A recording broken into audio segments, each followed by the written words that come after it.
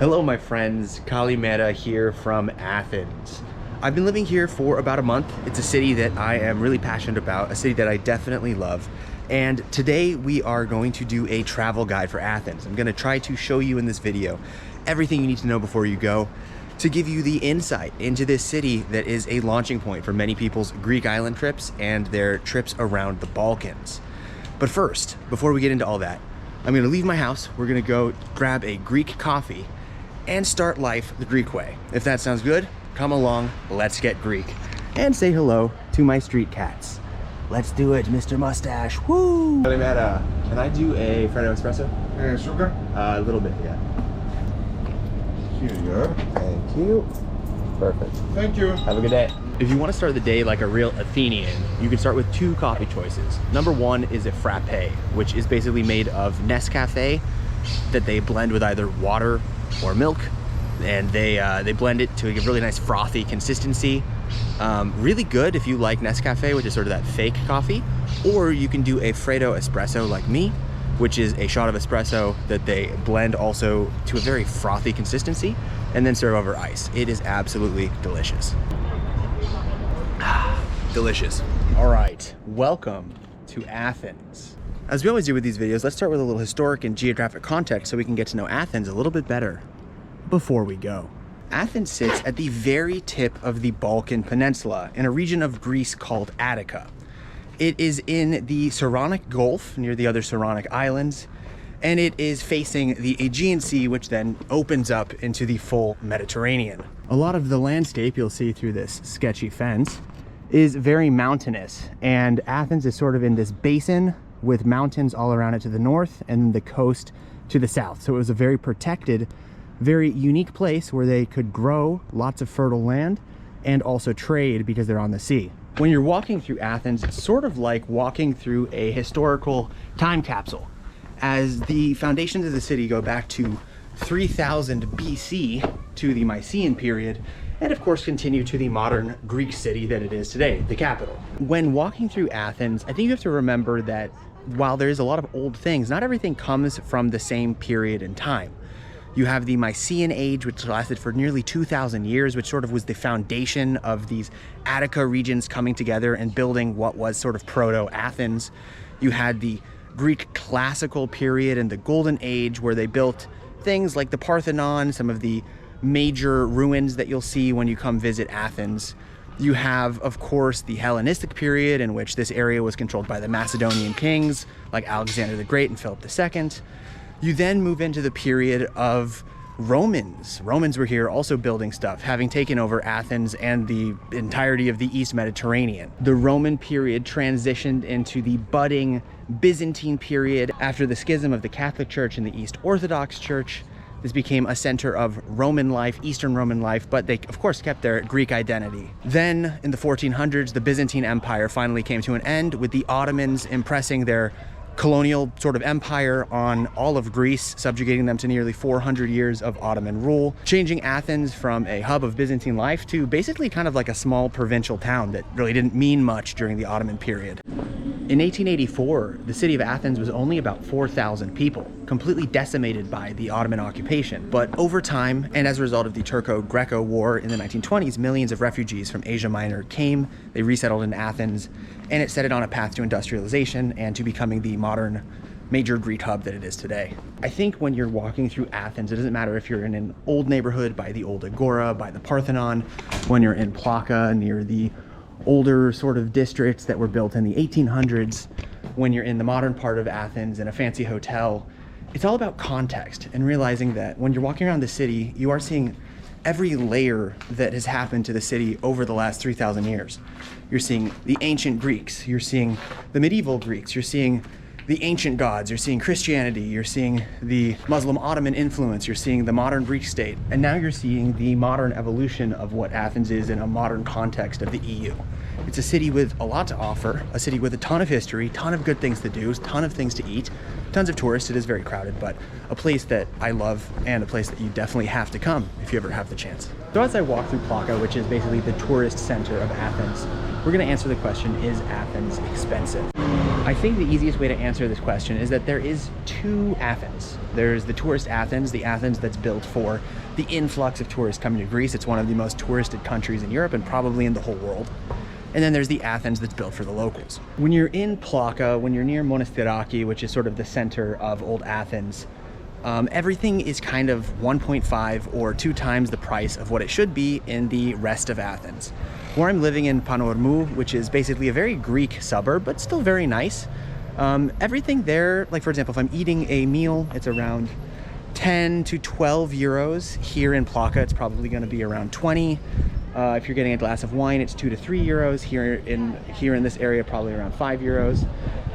The hotels in this area can certainly range from as low as 70 euros a night to as high as 200 to 300 euros a night, depending on, of course, the quality of stay you're having. Museums, if you want to do museums in Athens, it's really important to remember that there is a high and a low season for tourism. The high season normally starts, I think, at the end of March and ends like kind of around this time in October. The price of everything kind of doubles. The tickets to the Acropolis go from, I believe, about 25 euros in the low season to about 40 euros in the high season. Everything here is also very competitive if you want to do things, because there's so many tourists coming to Athens. So make sure to book online. If you want to book the Acropolis, see the Acropolis Museum, go to the archaeological museums, a lot of that stuff you can book online in advance so that you don't have to wait in huge lines or just hope that there's an availability. So that's always something to remember. That being said, I think Athens, and if you compare it to an American city, is definitely on the cheaper side. It's definitely cheaper than Paris, cheaper than Rome, cheaper than London. So it's definitely not going to break the bank, but if you spend most of your time in this area, in the more tourist zone, it is definitely going to be more expensive than you probably perceive. So let's talk visas. Greece is part of the Schengen zone and part of the EU. So when you come to the Schengen zone, doesn't matter if it's Italy, if it's Spain, if it's Greece, if it's Germany, you get 90 days total. As an American, you can enter visa-free, so you don't have to worry about that. But just note that if you're doing a big Euro trip and it's over 90 days and you're including Greece in there, make sure that you plan it out correctly. Okay, we've transported down to the port side of Athens called Piraeus. And here we're going to talk about transportation, because getting around Athens is actually pretty easy and pretty affordable. There's a couple different ways that you can get around Athens. They have an integrated bus system. They have a metro system that you can use the same ticket for. The tickets are €1.20. You can also pay with your credit card directly in the buses and on the metro, which is great. You can also get around Athens by Uber. Uber here is really easy to use, and it's actually synced up with the Greek taxi system. They made some sort of agreement. So when you book an Uber, you're gonna get a taxi, and the taxis are actually very affordable. You can get across the city for around 10 euros, and you can go from the city center to the port here in Piraeus for around 20 euros. The metro area of Athens is actually pretty big. It's about 1/3 the population of the entire country of Greece. It includes a lot of the seaside areas, the port areas, and then up into the hills around Athens. So there's actually a lot to do in this city. So why did I come to the port side of Athens, about 25 minutes on the metro, to tell you about transportation in the city? Well, Athens is basically the launching point for most people's Greek island tours. You can do a day trip to the Saronic Islands, which are about 30 minutes to 45 minutes by ferry from here. You can go to the Cyclades Islands, the beautiful Mykonos, Santorini, Naxos, Paros. Those are very trendy these days. Some people even go further to the Dodecanese Islands by Turkey, or even all the way to Cyprus if you wanted to. And if you're gonna do that, you're probably gonna come to Piraeus, the part of Athens that is the port area. You're gonna hop on a large ferry, and you're gonna head out into the Mediterranean. It's important to know that ferry travel in the Greek islands is basically the only way to get between most of the islands. A few of the islands you can fly to, they have airports like Naxos or Mykonos. A lot of people do that. If you want to book tickets, there are a few different options. You can come down here to the port and you can book directly with the ticketing agents in their ticketing offices or the various companies that sponsor boats down here. That's definitely an option, but I want to tell you about the sponsor of today's video, Ferryhopper, and the platform that they've made that makes ferry booking around the Mediterranean, especially here in Greece, super easy. Ferryhopper is that ferry booking aggregator that you've been looking for. You can compare the prices of all the different ferries, you can see what time they leave, you can see which companies are offering what at what time all in the same place. It makes it very easy and it makes sure that you're getting the best price. They also have a dedicated offers page, so if a company is running a discount, you can see all of it in one place. Moreover, their platform will hold all your tickets, keep everything organized, keep all the receipts in place, make sure to update you if the ferry times change. I actually was taking a ferry to my buddy's wedding the other day, and the whole day it was canceled because it was too windy, and Ferryhopper kept me updated the whole time, and it made the process very smooth and simple, which was much needed in a system that's very Greek, let's just say that. Ferryhopper offers 500 destinations in 35 different countries, so no matter where you're taking a ferry, Ferryhopper has got you covered. So if you're ready to book your next ferry the right way, make sure to check my link in the description, and you can find yourself on one of these big boys sometime soon. So with the beautiful Greek Parliament building behind me, let's talk safety and security in Athens. I would say in general, Athens is a pretty safe feeling city. I think, of course, as many other European capitals have the problem in many of the touristed areas by the main metros, on the subway sometimes. You know, there's pickpocketing, sometimes people could harass you, but I think that's the same in basically any other city. If you go to the northern part of Athens, outside of kind of where the tourists would normally be, there's two metro stops called Omonia and Victoria. And in these two areas, honestly, they're kind of sketchy. Not a huge fan. Athens, when I think of Greece, I think of safety, I think of beauty. But Athens is a big city, just like any other big city, and so there is definitely that aspect there. Otherwise, I think it's a really safe place.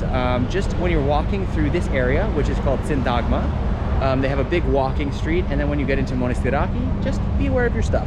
Other than that, I think Athens is a a-okay place to be. And so it's here at the center of Old Athens, Monastiraki Square, that I think you can get the best impression of the history of the city, like all in one place really easily. So up here, you have the Agora. Up here, you have an old Ottoman mosque that was built, obviously, during the Ottoman occupation times. Here you have an old Byzantine church right in the center, and then it's built around what is considered basically the heart of commerce in what is touristy Athens at this point. So, you know, you have rooftop bars, you have hotels, you have the entrance to the metro over here. It's all fancy, but it's all built on the stones that have been laid. Behind it, Hadrian's Library, the Acropolis, it's all like connected, which is really cool. But honestly, that's enough talking, and it's time for my favorite section, which is food. So let's go grab an Athenian lunch. For lunch, we're now sort of in a central market here in Athens in a butcher section. Sorry for the flashing. And we're gonna try this restaurant that's been open since 1898. It's called I believe, Vino Maggiario e Epiros. My Greek reading is not the best, but basically they've been serving really old school tavern food here in Athens for a really long time. So let's go check it out and eat some food. If there's any place in Athens that doesn't feel like it's built for tourists, it's the Central Market on Athena Street. Since the late 1800s, Varvakios Agora has been the beating, bleeding heart of the city. At dawn, it's chaos in symphony. Butchers shouting prices, cleavers landing with rhythm, fishmongers laying out the morning catch in perfect rows. You can smell everything here: the brine of the sea, the iron of the meat, the sharp green of oregano, and the off smells that you're definitely not looking for. It's not pretty, but it's not meant to be. It's survival food culture, old Balkan food culture, and an Athens that's stripped of that polish and pretension. Right in the middle of all that noise, tucked between the meat stalls, is Epirus, one of the last great market tavernas around since 1898. You don't come here for the atmosphere, you come here for what's bubbling in those dented aluminum pots. Steam fogs the windows, the air smells like stock, garlic, and wine. They'll ladle out plates of chickpeas stewed until they melt, slow-cooked veal and tripe soup so rich it could raise the dead. I got the goat soup and some fava beans, just so beautiful. This is a place where you're gonna talk to people. You sit elbow to elbow with strangers, maybe a fisherman, a cab driver, maybe a tourist who's looking for authenticity and accidentally found it. Afterwards, I followed the smell of sugar down the street to Krinos, a loukoumades shop that has been running since 1923. The place still feels like a time capsule. Marble counters, brass fixtures, and a kitchen that's been frying dough balls for 100 years. You watch as they drop handfuls of batter into the hot oil, the bubbles hissing, the golden spheres rolling to the surface. Then they're drenched in honey, dusted with cinnamon, maybe a little chocolate on there, and then handed over warm. They're kind of like one-biters, crisp outside, soft inside, dripping with syrup, and the noise of the city fades away for a second as you just hit that real sugar coma. You realize Athens is a city that still knows who it is, you just have to actually go out and find it. So to end the video, we're going to talk about some stuff that I love about Athens and some stuff that I hate about Athens. Number one, let's start with something that I love. I love that Athens is a great launching point for the Mediterranean and the greater Greek islands. You can do some really good day trips from Athens, like going to the Saronic Islands. I went to an island called Aegina, really cute, quaint, really easy to get to. It takes about 40 minutes by ferry. And that's nice because Athens is such a big city, and if you don't have time to go all the way to the rest of the Greek islands, that's a really good choice. Something I hate about Athens is that it is just really, really touristy. The center of Athens, whether you're in Plaka or Monastiraki, is very overpriced just in general. And you really need to plan your trip around where the tourists are gonna be. You're gonna have to get your tickets in advance. You're gonna have to just be really well planned because you're gonna have to like go through the tourists. You're gonna have to find places that have good prices that aren't trying to price gouge you. So I think that's definitely a negative for Athens. I think if you stay in Plaka, that's fine. Plaka is really the center of tourism in Athens. It's just like, it's pretty, but it's very touristy and very inauthentic. And a lot of the, it's all Airbnbs. A lot of the stuff has been gutted and now it's just like tourist shops selling stupid shit. It just is what it is. But there is a lot of Athens that still is very local. So what I do love about Athens is that it has these different pockets of local life. To balance out the fact that it's not really that local in the old tourist center. A neighborhood that I really like is called Koukaki. It's basically like a 20-minute walk from Plaka to the south. Lots of trendy bars and restaurants, and it has a nice kind of like young vibe. So I would definitely recommend checking that out if you're in Athens. To finish this off with something positive, I love that Athens is a city with a bit for everybody. It's very Greek, but there's definitely some international restaurants you can go visit. It's definitely got local areas, but they're really interconnected within the tourist zone, so you don't have to spend all your time in the tourist zone. It's close to a lot of good beaches. Piraeus has a really nice port area, like seaside for walking. You can go down to Glyfada, which has a nice beach. You can drive down to the Poseidon Temple, which is about an hour away. So Athens is kind of close to a lot of stuff. You can also get to the Peloponnese within a couple hours. You can go to the northern part of Greece within 3-4 hours if you're driving north. It's close to the islands, it's easy to fly to. It has a ton of connections with the airport because obviously Athens is like the major hub. So it's just like a really good spot for lots of other travel. And while you're in the city, there is a lot to do because they are really proud of their traditions, they're really proud of their culture, they're really proud of their food. And even though it's very touristy, they've managed to hold on to it all in a very beautiful setting. So Athens is a really great city. I really recommend it. I would spend 3 to 4 days in Athens, especially if you want to do the museums. There's just a lot to see and a lot of history, and they have amazing archaeological stuff and different sites. You want to give yourself time for that for sure. That being said, thank you so much for watching. If you enjoyed the video, make sure to like and subscribe. I'm going to try to do these travel guides once a week. We'll see what we can do.